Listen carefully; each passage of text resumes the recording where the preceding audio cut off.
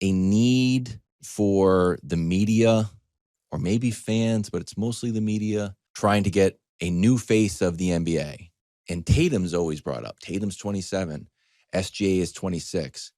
And I realized like we should just slow down on trying to finish their legacies right now, because I think a lot of legacies are built accidentally and legacies are built on the periphery of the actual game. And there will be defenders say, no, look at SGA. He's going to win MVP, score so many points. Jayson Tatum just won. Look how many conference finals he got to the finals. He won the finals. But right now, it's very much about what they're doing on the court versus a lot of legacy is built off the court or just accidentally on the court. So here's the story I will bring up to this about accidental legacies. My son had a hockey tournament in Lake Placid. We had to drive up. So I'm driving up Saturday morning with my other son. Driving. We drive through Kinderhook, New York. And we're passing this just like little house on the left. It's Martin Van Buren's house. I said, oh, look at that. No one cares about Martin Van Buren. It's just sitting there. I was like, oh, maybe I should stop there. It just feels like we're just blasting past it. Like I'd be more interested in a Target. And I just felt like that doesn't feel right. But, ooh, a new Target. Like maybe I'll stop there. I didn't stop there. Spoiler alert. We get to Lake Placid and my son has this hockey tournament. And a lot of Lake Placid, it's very active and it's a cool town, but it's also very legacy based. Like the sign says, no, it's not a miracle. It is really snow. It's a lot of Al Michaels miracle stuff. And it is a lot of, not surprisingly, 1980s hockey, especially at a hockey tournament. Mike Eruzione, who scored the goal, has his own store with his own logo and a ton of autograph stuff. And his autograph is Mike Eruzione, kind of scribbled, gold 80. And I'm like, that is a sick legacy. Like, what's your name? It's like, it's right here, dude. Mike Eruzione, gold 80. Hey, you know one of the best wins ever going back to like guys wrestling in Greco-Roman? That was me. I scored the gold 80. It's a sick legacy. So that is a legacy that is firm, locked in, done. Also, Al Michaels was young at the time. His legacy is a lot of like one moment. Do you believe in miracles? Great call. So back to Martin Van Buren. I'm driving back now. Hockey tournament's over. My son got the silver. Driving back, I'm like, we should stop at Martin Van Buren's. Obviously, we're not actually going to.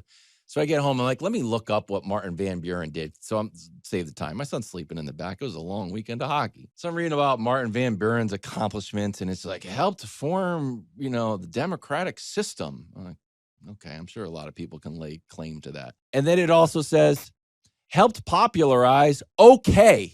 Like, what? So yeah, remember it was in Kinderhook, New York, and they used to call him Old Kinderhook. So when he was running for re-election against, I think, Harrison, they were putting up signs that say O.K. So it's one of the reasons, although there's another Boston editor in 1839. It's like, no, he invented okay. It's disputed. But whatever it was, Martin Van Buren did okay. So if I die and I run into Martin Van Buren, he's like, hi, Martin Van Buren, 10th president, or I think...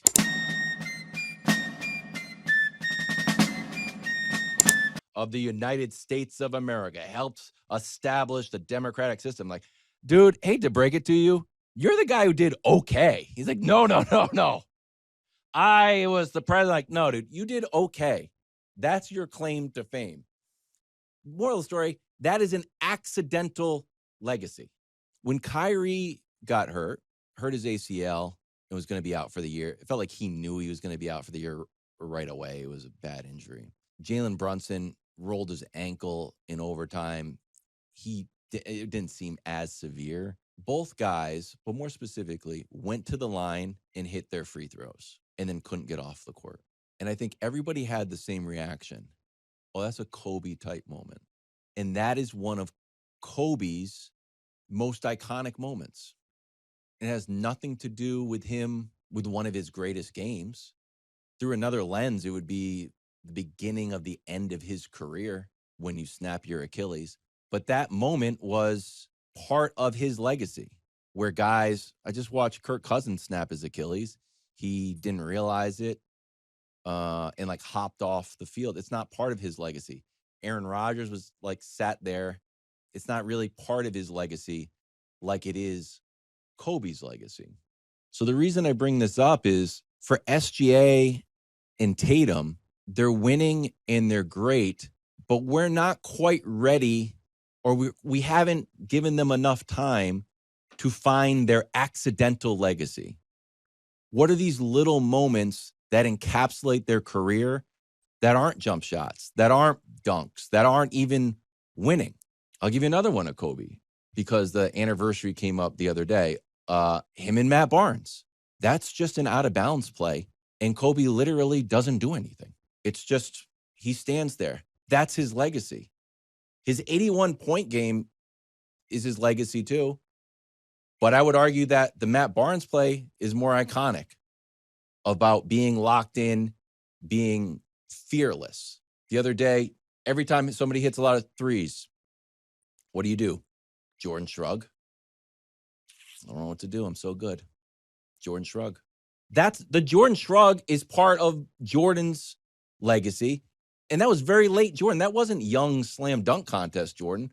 That was old playing the Blazers Jordan with Magic Johnson on the call. So as we try to figure out who's going to be the next face of the NBA, what is this person's aura? One of the critiques is when I close my eyes, I don't know what I see when we're talking about Tatum. It's just because he's 27. And a lot of these iconic moments haven't happened yet and aren't necessarily going to be connected to basketball. And I'll end this with a Kobe story that exhibits the Mamba mentality. I got a chance to work with Kobe Bryant. So I hadn't spoken to him. I spoke to someone in his office. Say, yep, come out for the meeting, 9 a.m. Great. I go out there. I don't stay in LA. I drive out closer to the office so I can wake up there because I cannot be late. And one of the big things I was worried about, also, I don't want to get the relationship off on the wrong foot, no pun intended. I used to wear Kobe's, was just like my walking around shoe. So I'm like, now do I show up with Kobe's on? Is that an odd dynamic? I know there's like a whole thing about when you're playing basketball, but if we're supposed to be kind of like not equals, but we're kind of just, hey, I'm the guy from the network, and I don't know. But I was like, I'm not gonna wear. I'll pack them, but I'm gonna wear something else. I think I wore just plain old Air Max 90s, but I was still Nike. I didn't want to show up in Reeboks or Adidas Sambas. I was like, no, I'm Adidas Sambas now. I'm on TikTok. So I show up early, make sure I'm locked in, because I had known Kobe's thing. I knew Mamba mentality.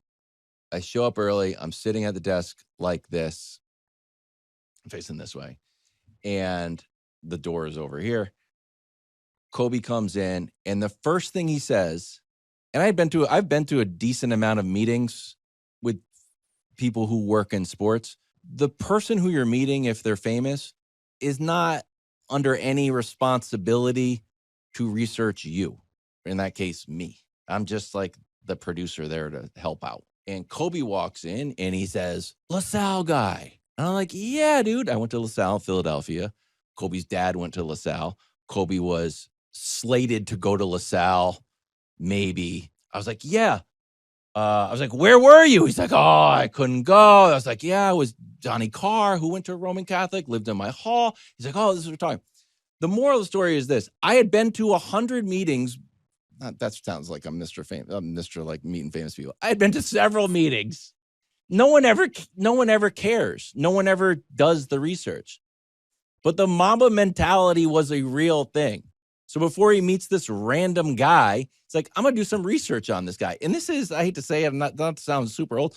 Before, just like the internet was super easy, like you had to do some real research. And he kind of stepped in. He's like, I've done my research. I am locked in. And that is part of the Mamba mentality that we saw play out in accidental memes, whether it's the Matt Barnes meme, Whether it's the Chris Rock meme of him locked in while Chris Rock is talking and joking around, he's locked in, and we were able to see that aspect of his personality, not just through like Wyden and Kennedy Nike campaigns, but through little moments on the court that were tangential to his actual play. Certainly helped support his play, but they were tangential. I don't think that we've seen or given enough time to SGA or Ant or Tatum to find those little happy accidents, as Bob Ross would call them. Those little moments, there's like, you know what? That's what this guy's personality is about. That encapsulates this guy's personality. Balance that with the current face of the league, who's LeBron. And I always use this on social media, so perhaps it's just me.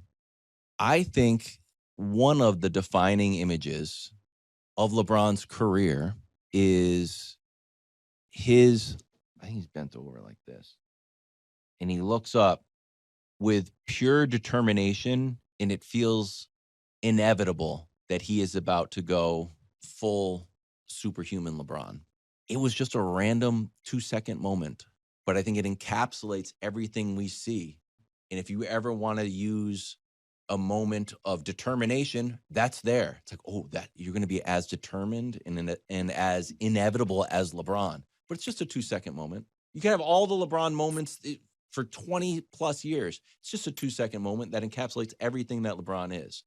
And as we look for the new face of the league, it's not going to be winning championships. It might, but it probably will be these little accidental moments that we find that define a person's whole life, like Martin Van Buren's okay or Mike Eruzione's gold medal. The gold medal is sicker than the okay.